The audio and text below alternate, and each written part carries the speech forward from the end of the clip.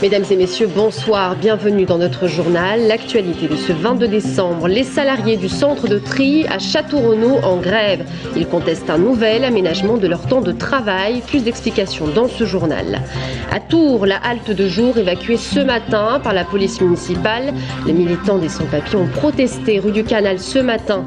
Et enfin, la chapelle Saint-Libert à Tours, vieille du XIIe siècle, fait peau neuve. La Société archéologique de Touraine a décidé de la restaurer. Un projet à 1 200 000 €. Un quart d'heure qui fait toute la différence pour les 35 salariés du centre de tri de la Poste à Château-Renaud. Piquet de grève ce matin, une vingtaine de postiers et de délégués syndicaux a manifesté à propos des aménagements de leur temps de travail en vigueur depuis le 20 décembre. Plus d'explications avec Antonin Lebris. Un décalage d'un quart d'heure du début de leur tournée. Voilà ce qui a amené ces postiers de Château-Renaud à se mettre en grève illimitée. Depuis le 20 décembre, ils commencent à 7h45 au lieu de 7h30. Un quart d'heure de plus décisif au regard de la loi qui les oblige à prendre une pause déjeuner de 3 quarts d'heure entre 12h et 12h45. Oui, mais voilà, cette pause intervient maintenant en plein milieu de leur tournée, parfois loin de leur maison ou de leur bureau de poste, au risque de devoir déjeuner dans leur véhicule, ce qu'ils déplorent. On nous avait promis tout un tas d'aménagements, de lieux où on pourrait s'arrêter, être au chaud. À l'heure d'aujourd'hui, pour la grande majorité d'entre nous, il n'y a rien de concret. Selon eux, cette pause méridienne aura également pour effet de retarder la réception du courrier pour certains usagers. Hier, un usager qui recevait au plus tard son courrier vers 13h40, demain il va l'avoir à 14h40, 14h45, voire 15h. S'ils ne contestent pas la légalité de cette pause, les postiers souhaitent donc des garanties quant à son application sur le terrain. De son côté, la direction de la Poste affirme qu'il n'est pas question de remettre en cause une réorganisation qui semble fonctionner. La majorité des facteurs de Château-Renaud travaillent depuis mardi sur cette organisation, ont déjà pris leur pause méridienne, donc certains se sont arrêtés dans des restaurants qu'ils connaissaient, certains sont rentrés chez eux pour manger. Déjà, d'ores et déjà, depuis mardi, un certain nombre de solutions existent. Je rappelle qu'il y a 26 tournées de distribution sur Château-Renaud et qu'il n'y a que 9 personnes en grève aujourd'hui. Les grévistes, eux, entameront demain une distribution de tracts pour, disent-ils, dénoncer une dégradation du service rendu aux usagers. En bref, cet accident spectaculaire dans la nuit à 3h du matin à Saint-Laurent-en-Gâtine, tout près de Château-Renaud, le conducteur d'un semi-remorque a perdu le contrôle et s'est couché sur la route départementale 766. La cargaison de briques de lait qu'il transportait s'est répandue sur la chaussée. Il n'y a eu aucun blessé. Cela dit, la route a été déviée jusqu'à 17h. Il y a 10 ans, l'euro entre en circulation au sein de l'Union européenne. La devise commune aux États membres fait aujourd'hui l'objet d'une remise en question, en France notamment. Alors quel est le bilan 10 ans après? Nous avons posé la question à différents acteurs économiques du département. Le point avec Jérôme Alain. Il y a 10 ans, l'euro débarquait dans notre porte-monnaie. Au château d'Azel-Rideau qui accueille à l'année 300 000 visiteurs, dont 20% d'étrangers, la monnaie unique n'a pas changé grand-chose, même si elle a facilité la venue de nouveaux touristes. Depuis 2002, les chiffres de fréquentation restent stables. On a tendance à voir certaines populations en plus grand nombre qu'auparavant. On a peut-être plus d'Allemands qui viennent, beaucoup d'Espagnols aussi. Christophe Hurel, président de Phare Group depuis 3 ans, voit lui beaucoup d'avantages au passage à l'euro. La société qu'il préside est spécialisée dans la vente de matériel de bricolage ou de jardinage. 850 produits référencés sur le marché pour un volume de 600 000 pièces fabriquées par an. 40% partent à l'export. Et pour le chef d'entreprise, l'euro, c'est un gage de monnaie forte et de stabilité économique de l'Union européenne. C'est aussi un bénéfice non négligeable en termes de frais de change qui sont de facto devenus inexistants. Phare Group fabrique en Chine la totalité de ses produits stockés à Saint-Pierre-des-Corps et achète en dollars pour revendre en euros. C'est clair qu'aujourd'hui, nous, on a un dollar qui est plutôt faible par rapport à l'euro. Donc, je dirais dans la logique d'importation qui est la nôtre, c'est quelque chose qui est plus favorable. Après, on voit qu'il y a d'autres éléments qui font qu'on peut être mis sous tension au niveau de nos prix d'achat, parce que le coût du travail augmente en Chine également, parce qu'il y a une certaine phase d'instabilité en termes de production en Chine ces temps-ci. Donc on a d'autres contraintes qui viennent interagir sur nos approvisionnements. Pour autant, la partie monétaire aujourd'hui n'est pas une contrainte négative, n'est pas une contrainte forte, puisqu'il y a une relative solidité de l'euro par rapport au dollar. Il est certain que l'euro a facilité les échanges commerciaux et touristiques des membres de l'Union européenne à travers l'Europe. L'inflation, elle, a été réelle de 2002 à 2004 pour s'établir à environ 2% par an, mais moins qu'entre 1990 et 1992, où le taux d'inflation était d'environ 3%.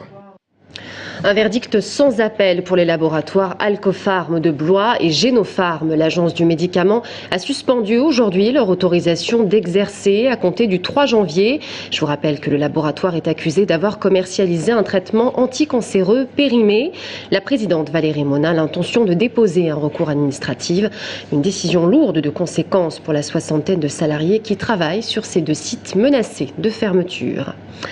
Une gérante d'une société d'experts comptables soupçonnée d'avoir détourné 350 000 €, un abus de bien social sur lequel l'enquête durant de longs mois à la brigade financière du commissariat de police. La gérante aurait utilisé cet argent pour des dépenses personnelles diverses. Elle a été convoquée devant le tribunal correctionnel pour le mois de septembre 2012. À Tours, la halte de jour a été évacuée tôt ce matin par la police municipale. Une quinzaine de militants du mouvement Logement et Papier pour tous a quitté les lieux sans violence. Des tags sur les murs ont signé leur contestation. Je vous rappelle que la halte était occupée depuis ce week-end par des demandeurs d'asile. Florent Carrière était sur place ce matin. Les militants du mouvement Logement et Papier pour tous ont laissé la place ce matin aux employés municipaux. Vers 7 h, la quinzaine d'occupants a été évacuée sans violence, mais avec vacarme. De cette occupation de l'ancienne halte de jour, il reste une nuée de tags à l'intérieur comme à l'extérieur, en partie les slogans d'une lutte en faveur des sans-papiers. On savait qu'on risquait de se faire expulser et c'était aussi laisser une trace visible. Parce que ça suffit cette logique de les cacher quelque part pour qu'on les voit plus. Tag et occupation, une attitude scandaleuse pour la mairie qui indique n'avoir jamais été sollicitée.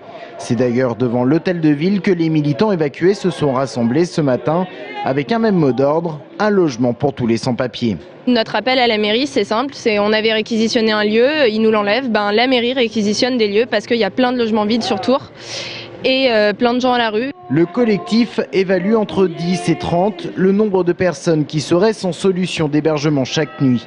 Mais pour la mairie, pas de réquisition possible, en citant l'exemple du Sanitas, où 100 logements sont actuellement vides, mais pour la bonne cause.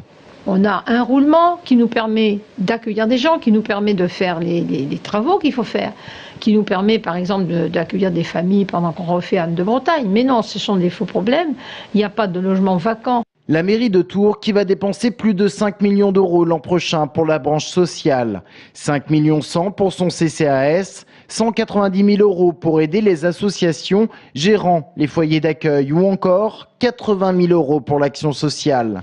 Quant à l'ancienne halte de jour de la rue du Canal, les employés se sont activés toute la journée pour effacer les tags et murer les entrées. Le bâtiment sera bientôt vendu par la mairie. Du nouveau pour la ligne TGV Tours-Paris. Après le grand chambardement à la SNCF le 11 décembre dernier, un TGV sera finalement assuré entre midi et 2 dès le 16 janvier. Un TGV quittera la gare de Tours à 12h38 pour se rendre à Montparnasse à 13h54. Une préoccupation qui est celle notamment de Jean-Patrick Gilles. Nous aurons l'occasion d'en parler à la fin de ce journal. Le député PS d'Indre-et-Loire sera notre invité de la rédaction. Et puis on passe au sport avec du basket d'abord et cette nouvelle qui est tombée aujourd'hui. L'ADA Blois, 5e du championnat de National 1, vient de se séparer de son ailier américain Jermond Horton. L'équipe qui a jugé que le rendement du joueur était insuffisant. Plusieurs joueurs sont pressentis pour le remplacer, dont un autre américain, Davin Davis, qui évoluait la saison passée à Évreux en Pro B. Et on continue avec le tour volleyball. Ira ou n'ira-t-il pas en qualification de la Champions League? Hier soir, le TVB a réalisé un score correct, 3-1, mais n'a pas réussi à réaliser le score stratégique qui lui aurait assuré le play-off. Le TVB qui rencontrera Poitiers demain soir. Et on termine cette édition avec une chapelle qui fait peau neuve, la chapelle Saint-Libert, située sur les quais de la Loire. Vous êtes peut-être passé à côté sans vraiment la regarder, et pourtant elle est installée sur ce lieu depuis le XIIe siècle. La Société archéologique de Touraine a décidé de la restaurer, un projet de 1 200 000 €. Elle souhaite aujourd'hui y installer les bureaux. Anaïs Michaud. Bâtie dans les années 1150 le long du mur romain, la chapelle Saint-Libert a toujours été propriété privée et a probablement appartenu au premier comte de Tours. Située en bord de Loire, juste sous nos yeux, elle échappait pourtant jusque-là à notre attention. C'est qu'en fait elle était cachée par des appentis puisqu'elle a été désaffectée au XVIIIe siècle et qu'elle servait de différents usages. Ça a été une conserverie, ça a été un marchand de bois, ça a été etc. Donc c'est pas qu'on voulait la cacher. Et la preuve, c'est que la Société archéologique de Touraine a fait un premier rapport pour dire il faut sauver l'église Saint-Libert. Et ce rapport, il date de 1858. Et aujourd'hui, c'est chose faite. La Société archéologique de Touraine a dégagé le bâtiment et entrepris des fouilles. Viendra ensuite le temps de la restauration de cette chapelle hors du commun à différents égards. Les églises intactes du XIIe siècle, c'est-à-dire ce qu'on appelle l'époque romane, il n'y en a quasiment pas à Tours, elles ont toutes été transformées ou elles ont disparu. Et en fait, c'est aussi un bon témoignage, si vous voulez, de ce qui a pu se passer dans ce quartier, qui est le plus vieux quartier de Tours, puisque c'est le quartier qu'on appelle le castrum de Tours, c'est-à-dire le quartier cathédral, qui date des années 350. L'objectif de la restauration, mettre en valeur le patrimoine en exposant notamment le moule de la cloche sous une dalle de verre, mais pas seulement. Garder aussi, c'est-à-dire moi un peu le vertige de l'histoire du mur romain, avec en le détachant de la dalle par un passage en verre sur lequel on pourra marcher, et on verra ce côté tellurique, ce côté de l'histoire qui va remonter jusqu'à nous. Enfin, une partie nettement plus contemporaine viendra s'ajouter à cet ensemble restauré. Coût total du projet 1 200 000 €. La SAD s'engage, elle, à hauteur de 400 000 €. Et pour compléter cet apport et les subventions des collectivités, elle fait appel au mécénat d'entreprises et aux particuliers. Les Tourangeaux peuvent donc eux-mêmes apporter leur pierre à l'édifice. La chapelle Saint-Libert, donc, qui sera inaugurée en 2014. Voilà, c'est la fin de ce journal. Merci à tous de l'avoir suivi. Dans un instant, restez avec nous. Jean-Patrick Gilles sera notre invité de la rédaction. À tout de suite.